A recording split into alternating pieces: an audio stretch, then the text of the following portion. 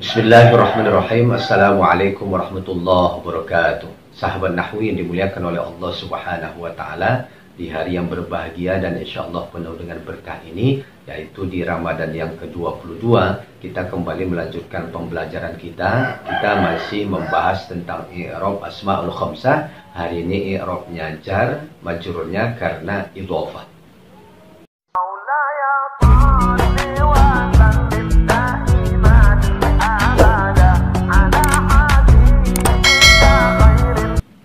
Fadlu abi alayya azimun. Kelebihan ayahku atasku besar. Kelebihan ayahku bagiku sangat besar. Kita lihat di dalam kalimat ini ada asmaul khamsah, yaitu abi, dan asmaul khamsah ini majrur, majrurnya karena idhofah. Fadlu, kelebihan. Mubtada, dia adalah mubtada. Mubtada itu pokok kalimat. Di dalam kitab An-Nahwu Wadih dikatakan ismun marfu'un fi awwali jumlah. Mubtada adalah isim. Kata fadlu ini isim. Isim apa dia? Dia isim masdar. Marfu'un. Marfu' itu identik dengan dhammah. Fi awali jumlah. Dia di awal kalimat. Kata fadlu ini terletak di awal kalimat. Maka katakanlah dia mubtada. Dalam kitab Matan Jurmiyah dikatakan bahwa mubtada itu al-ismul marfu'. Sama ya, al-ismul marfu'. Al-ari yang kosong, yang sepi. Anil awamil lafziyah, dari amil lafaz. Sebelum kata fadlu tidak ada amil-amil yang mungkin membuat kata fadlu ini menjadi mansub atau menjadikan dia menjadi majrur. Karena kosong, sepi, maka dikatakanlah ya mubtada. Marfu'un, setiap mubtada marfu'. Wa alamatu raf'ihi dhammah, dan tanda rafa'nya adalah dhammah. Kenapa tanda rafa'nya dhammah? Karena kata fadlu ini isim mufrad, kata yang menunjukkan tunggal, kata yang menunjukkan satu. Kalau kita rubah menjadi musanna atau isim tasniyah, maka tanda rafa'nya tidak lagi dengan dhammah, tapi tanda rafa'nya alif. Zahira 'alal akhir. Jelas di akhirnya ya. Kenapa jelas di akhirnya bunyinya u? Karena kata fadlu ini akhirannya bukan alif, dia bukan isim maksur, dan bukan akhirannya ya, bukan isim manqus. Kalau akhirannya alif atau akhirannya ya, maka tanda rofaknya dengan dhammah muqaddar, dhammah yang dikira-kira, yang digantikan dengan alif atau digantikan dengan ya. Wa huwa mudhaf, dan dia menjadi mudhaf. Mudhaf itu adalah ismun nusiba ila ismin ba'dahu. Isim yang disandarkan dengan isim setelahnya. Isim yang digabungkan dengan isim yang lain menjadi satu kesatuan arti. Wa ta'arrafa ba'da hadhihi nisbah wa takhassasa, dan menjadi lebih khusus artinya dan menjadi ma'rifah dengan penggabungan tersebut ya. Kelebihan, kita belum tahu kelebihan ini kelebihan apa, kelebihan siapa, tapi setelah digabung dengan kata abi, kelebihan ayahku, maka jelaslah bahwa kelebihan itu kelebihan ayahku, menjadi lebih khusus artinya. Kemudian abi mudhafun ilaih. Mudhaf ilaih itu adalah kata yang datang setelah mudhaf. Al-ismul ladzi ya'ti ba'dal mudhaf wa huwa majrur ya. Setiap mudhaf ilaih itu majrur. Kata yang terletak sesudah mudhaf. Majrurun wa alamatu jarrihi kasrah, dan tanda jarnya adalah kasrah. Kita lihat tanda jarnya kasrah karena dia isim mufrad. Zahira al-akhir. Sudah zahira, jelas lagi di akhirnya ya. Wa huwa mudhaf aidan, dan dia juga mudhaf ya, ayah. Nah, tapi disambung lagi dengan kata yang lain, ayahku. Maka kata abi ini menjadi mudhaf juga. Dia mudhaf ilaih, kemudian dia juga sebagai mudhaf. Kedudukannya ada dua di sini ya. Kemudian ya abi ya, ya-nya ini mudhafun ilaih.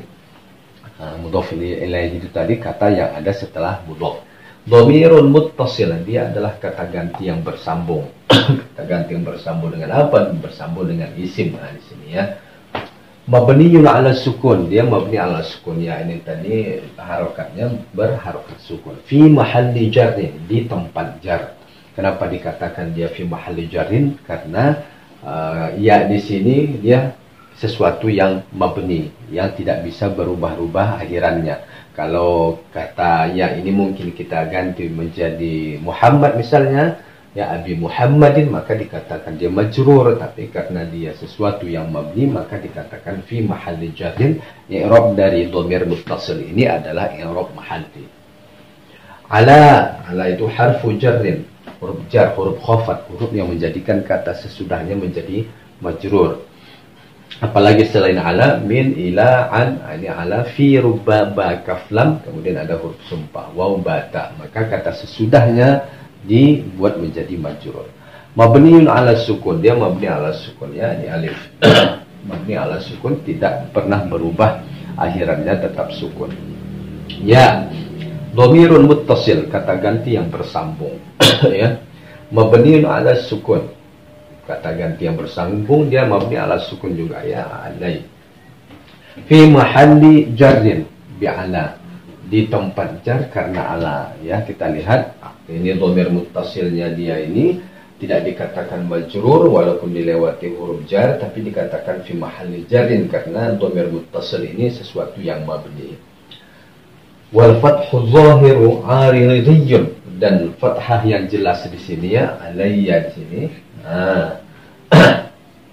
Aridiyun untuk mengurai, lidaf'i sukunaini, untuk mencegah, menolak dua sukun.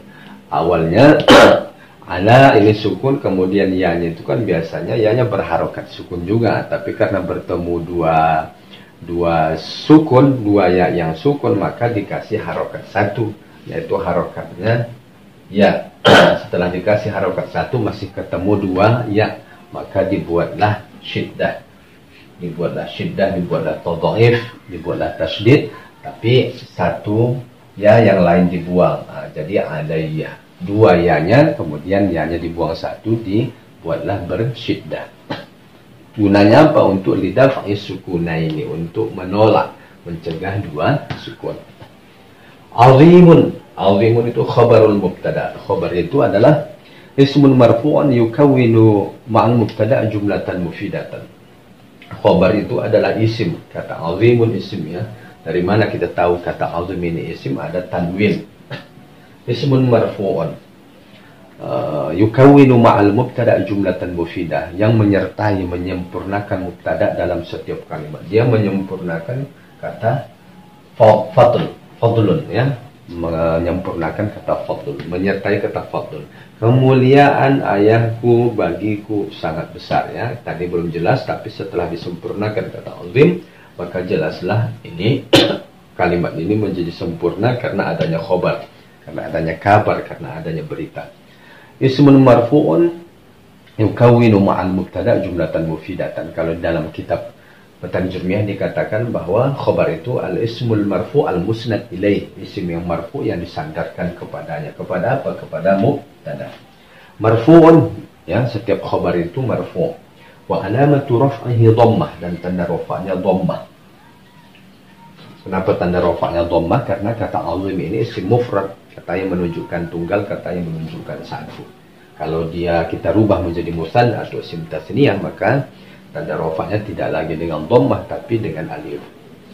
Dhahiru 'alal akhir, jelas di akhirnya. Kenapa? Karena kata azim ini bukan isim maksur, akhirannya bukan alif, dan juga bukan isim manqus, akhirannya bukan ya. Kalau alif akhirannya atau ya akhirannya, maka tanda rafa'nya dengan dhammah muqaddar, dhammah yang dikira-kira, yang digantikan dengan alif kalau dia isim maksur, digantikan dengan ya kalau dia isim manqus. Tapi karena akhirannya bukan alif, bukan ya, maka tanda rafa'nya dengan dhammah zahir 'alal akhir.